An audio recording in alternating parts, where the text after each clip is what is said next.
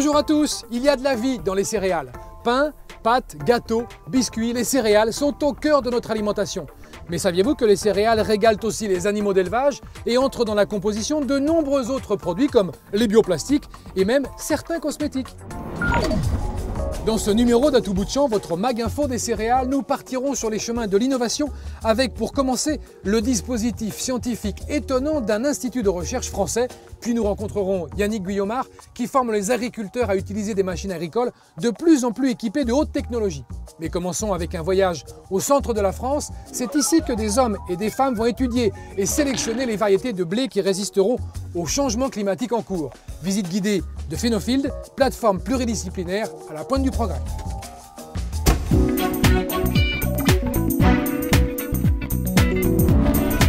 Pour relever ce défi d'adaptation au changement climatique, le levier variétal est un levier extrêmement important qui permettra de relever ce défi-là. Et pour pouvoir créer les variétés de demain qui soient moins consommatrices en eau, on a besoin de maîtriser la pluie qui tombe sur ces parcelles-là pour pouvoir les mettre en conditions de sécheresse. On se dote ici d'un dispositif qui, comme vous pouvez le voir, un dispositif de toit roulant. Donc c'est des toitures qui sont capables de se déplacer sur des parcelles agricoles, comme on voit ici derrière nous. Notre objectif, c'est d'empêcher de pleuvoir dessus, c'est de pouvoir maîtriser la quantité d'eau qui tombe sur la parcelle que l'on teste. Donc bien évidemment, le dispositif est équipé d'une station météorologique. Une station comme celle-là sera aussi capable donc de fournir l'information au toit roulant derrière, qui automatiquement, en cas de pluie, seront capables de se déplacer et d'aller venir protéger les parcelles à protéger.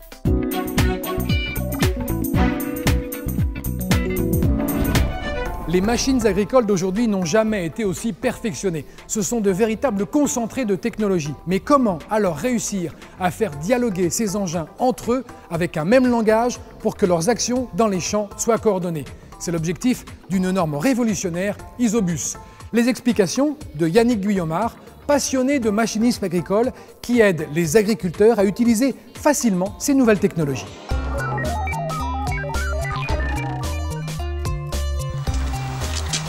Depuis quelques années, le machinisme agricole qui était avant très mécanique est devenu très technique avec beaucoup d'électronique à l'intérieur, au niveau des tracteurs, au niveau des outils. Et il y a une forte demande de formation pour expliquer ce sujet très complexe et ils permettent aux équipementiers de développer de nouveaux produits. Celui-là, par exemple, il a été créé la norme Isobus, qui est une norme internationale qui va permettre d'avoir une communication entre l'outil, les pendeurs, etc., tous les outils que l'on va connecter au tracteur, avec le tracteur. C'est ce qui va permettre de pouvoir automatiser ces tâches qui avant étaient réalisées de façon manuelle par l'agriculteur. C'était lui avant qui devait couper son système s'il arrivait en bout de champ ou s'il se retrouvait près d'un cours d'eau. Donc moi, ça me passionne de participer à cette évolution. Ça me permet aussi d'assouvir mes deux passions qui sont la formation et le côté électronique, le côté technique.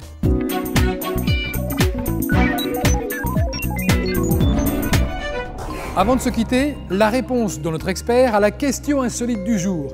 Il paraît qu'il y a des céréales dans certaines cartes bancaires. Est-ce que c'est vrai? Oui, aussi surprenant que cela paraisse, c'est vrai. En fait, c'est plutôt des cartes bancaires qui peuvent être fabriquées avec de l'amidon qu'on extrait du blé ou du maïs.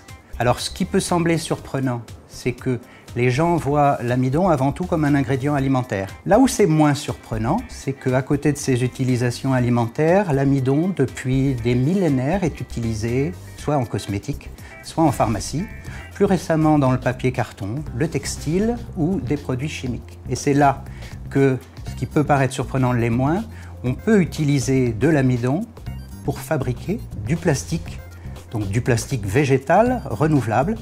Et vous voyez tout de suite l'intérêt qui est de substituer au pétrole, qui est un carbone dit fossile, un carbone d'origine végétale, c'est-à-dire renouvelable.